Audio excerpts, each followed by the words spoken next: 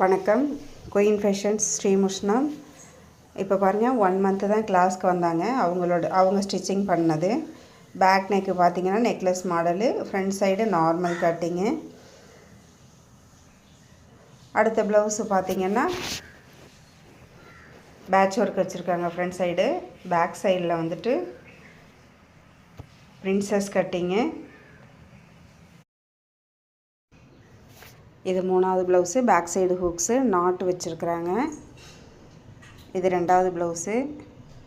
Boat neck நாட்டு வச்சுருக்காங்க. Puff sleeve வச்சுருக்காங்க. அதாவது 3 ஃப்ளீட் மட்டும்.